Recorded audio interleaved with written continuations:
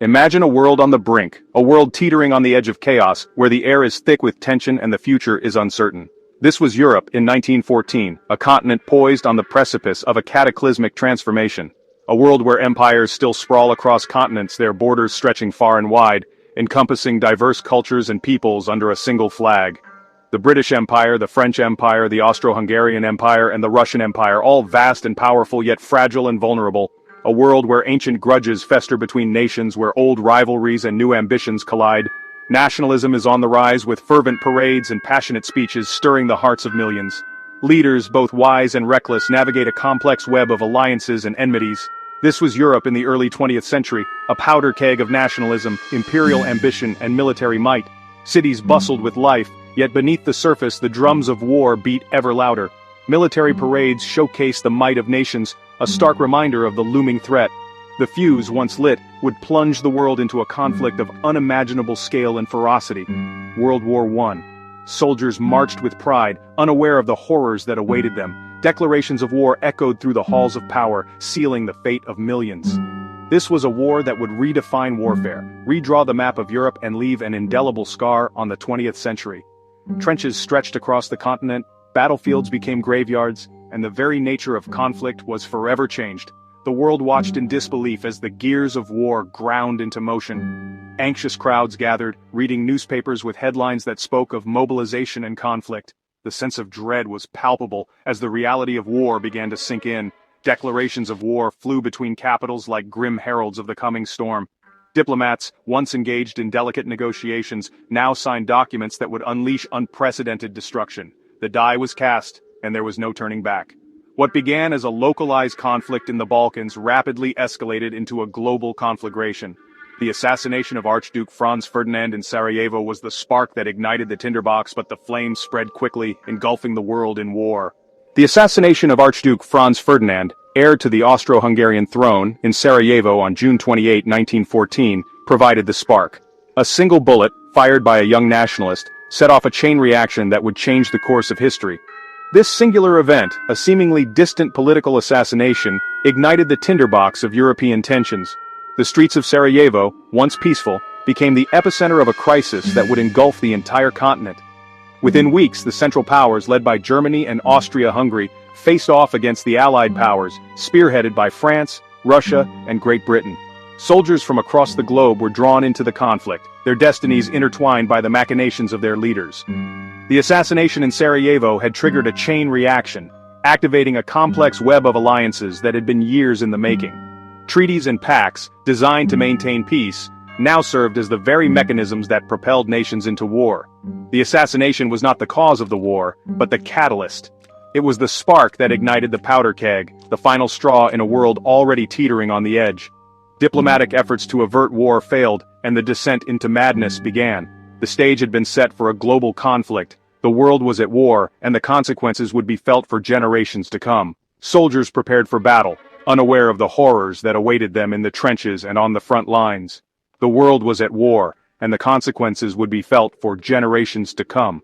Families were torn apart, cities were reduced to rubble, and the very fabric of society was forever altered.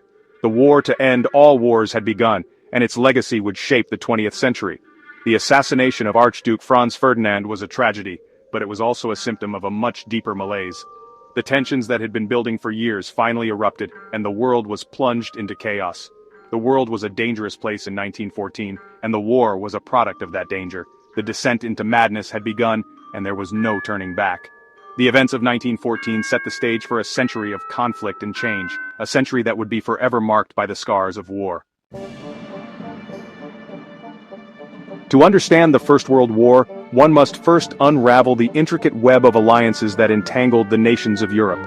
These alliances were not formed overnight. They were the result of decades of diplomatic maneuvering, political calculations, and mutual suspicions. The leaders of Europe, in their quest for security and power, created a fragile balance that was destined to collapse under the weight of its own contradictions. These alliances, forged in the decades leading up to 1914, were meant to provide a sense of security and deterrence. Nations believed that by binding themselves to others, they could prevent any single country from becoming too powerful. However, This intricate web also meant that a conflict involving one nation could quickly draw in others, turning a small spark into a raging inferno.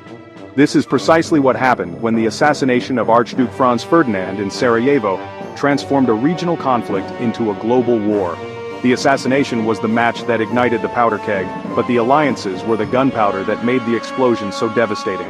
They were a dangerous game of diplomatic chess, where each move carried the potential for catastrophic consequences. Diplomats and leaders, in their quest to outmaneuver each other, often underestimated the risks involved. The alliances were supposed to be a safety net, but they turned out to be a trap from which there was no escape. At the heart of this web lay the rivalry between Germany and Great Britain. This rivalry was not just about military power, it was also about economic dominance, colonial ambitions, and national pride. Germany, with its rapidly growing industrial base, sought to challenge Britain's long-standing supremacy on the seas and in global trade. Germany, newly unified and ambitious, sought to assert its dominance on the continent. The unification of Germany in 1871 had shifted the balance of power in Europe, and the new German Empire was eager to prove itself. This ambition was reflected in its military buildup and its aggressive foreign policy. Great Britain, wary of any challenge to its own global hegemony, viewed Germany's rise with suspicion. The British Empire, with its vast colonies and powerful navy, was determined to maintain its position as the world's preeminent power. This led to a naval arms race, with both nations building ever larger and more powerful warships. This fundamental tension fueled an arms race and a scramble for colonies, further heightening tensions. The competition for colonies in Africa and Asia added another layer of complexity to the already volatile situation. Each new acquisition or military buildup was seen as a threat by the other side, creating a cycle of suspicion and hostility. The alliance system itself was a complex network of agreements, both public and secret, that obligated nations to come to each other's aid in the event of war. These treaties were often shrouded in secrecy, with only the highest levels of government aware of their full implications. This lack of transparency added to the uncertainty and mistrust among nations. Germany and Austria-Hungary, bound by shared interests and a fear of Russian expansion, formed the core of the Central Powers. Their alliance was based on mutual support and a common desire to counterbalance the influence of Russia in Eastern Europe. This partnership was solidified through a series of treaties and military agreements. Opposing them stood the Triple Entente, an alliance between France, Russia, and Great Britain, each with their own motivations for joining the fray. France sought revenge for its defeat in the Franco-Prussian War and the loss of Alsace-Lorraine. Russia aimed to protect its Slavic allies in the Balkans and expand its influence. Great Britain was committed to maintaining the balance of power in Europe and protecting its global interests. These alliances, intended to deter aggression, ultimately served to magnify it. The very agreements that were supposed to prevent war made it inevitable. Once the first shots were fired, the alliance system ensured that the conflict would spread rapidly, drawing in nation after nation. When Austria-Hungary declared war on Serbia, seeking retribution for the assassination of Archduke Franz Ferdinand, the dominoes began to fall. The assassination provided the pretext for Austria-Hungary to act, but the real reasons lay in the complex web of alliances and rivalries that had been building for decades. Russia, bound by treaty to protect Serbia, mobilized its army. This mobilization was seen as a direct threat by Germany, which had its own alliance obligations to Austria-Hungary. The wheels of war were now in motion, and there was no turning back. Germany, obligated to defend Austria-Hungary, declared war on Russia and its ally, France. The German war plan, known as the Schlieffen Plan, called for a quick strike against France through Belgium, followed by a pivot to the east to confront Russia. This plan required precise timing and coordination, but it also meant that Germany would be fighting a war on two fronts. Great Britain, drawn into the conflict by its pledge to defend Belgium's neutrality, declared war on Germany. The violation of Belgian neutrality was the final straw for Britain, which had long been wary of German ambitions. With Britain's entry into the war, the conflict truly became global, involving colonies and territories around the world. Within a matter of days, the great powers of Europe were at war.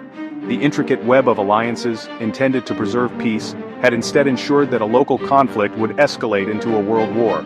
The stage was set for a conflict that would reshape the world in ways that no one could have predicted. The First World War was a clash of titans, a monumental conflict that reshaped the world order and left an indelible mark on history. It was a war that saw the mobilization of entire nations, the deployment of unprecedented military technology, and the involvement of millions of soldiers and civilians alike. This was a conflict that pitted empires against empires and ideologies against ideologies. The war was not just a series of battles but a struggle for dominance, a test of wills, and a clash of visions for the future of humanity. At the helm of these warring nations stood a cast of leaders, each with their own ambitions, fears, and strategies. These were men who would make decisions that would alter the course of history, for better or worse. Each leader left their mark on the course of the war, their legacies intertwined with the events that unfolded. Their decisions, their ambitions, and their miscalculations would shape the destiny of millions, influencing the geopolitical landscape for decades to come. The battlefields of World War I were theaters of unimaginable horror and heroism. Soldiers faced the brutal realities of trench warfare, enduring relentless artillery bombardments, gas attacks, and the ever-present threat of death.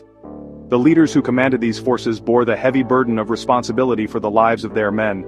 On the side of the Central Powers stood Kaiser Wilhelm II of Germany, the last German emperor. A proud and impulsive ruler, Wilhelm's thirst for German dominance on the world stage contributed to the escalating tensions that led to war. His aggressive foreign policy and militaristic ambitions played a significant role in the outbreak of hostilities. Wilhelm's leadership was marked by a series of bold and often reckless decisions. His desire to assert Germany's power and influence led to a series of confrontations with other European powers, ultimately culminating in the declaration of war. His counterpart in Austria-Hungary, Emperor Franz Joseph, presided over a crumbling empire. Riven by ethnic tensions and nationalist aspirations, the Austro-Hungarian Empire was a patchwork of diverse cultures and peoples, each with their own desires for autonomy and independence. The assassination of his heir, Archduke Franz Ferdinand, provided the spark that ignited the powder keg. This event set off a chain reaction of alliances and treaties, drawing multiple nations into the conflict and transforming a regional dispute into a global war. The assassination was a pivotal moment, a catalyst that brought the simmering tensions in Europe to a boiling point. It was a tragic event that underscored the fragility of peace and the ease with which it could be shattered. Leading the Allied powers were figures like Tsar Nicholas II of Russia, the last Tsar of Russia. His autocratic rule and disastrous military decisions ultimately led to his downfall and the Russian Revolution. Nicholas's inability to effectively manage the war effort and address the needs of his people contributed to the collapse of the Russian Empire. The Russian Revolution was a seismic event, reshaping the political landscape of not only Russia but the entire world. It marked the end of centuries of imperial rule and the beginning of a new era of communist governance. Across the English Channel, Prime Minister David Lloyd George guided Great Britain through the crucible of war. His leadership proved crucial in securing eventual Allied victory. Lloyd George's ability to rally the British people and maintain the war effort was instrumental in the ultimate success of the Allies. His tenure as Prime Minister was marked by significant challenges, including managing the war economy, addressing the needs of soldiers and civilians, and navigating the complex web of international alliances. These leaders, along with countless others, would grapple with the unprecedented challenges of total war. The scale and scope of World War I were unlike anything the world had ever seen, requiring new strategies, technologies, and approaches to warfare. Their decisions would determine the fate of nations, shaping the post-war world and laying the groundwork for future conflicts. The treaties and agreements forged in the aftermath of the war would have lasting repercussions, influencing international relations for decades to come. The legacies of these leaders would be forever intertwined with the triumphs and tragedies of the First World War. Their actions and decisions, for better or worse, would leave an indelible mark on history, shaping the world we live in today.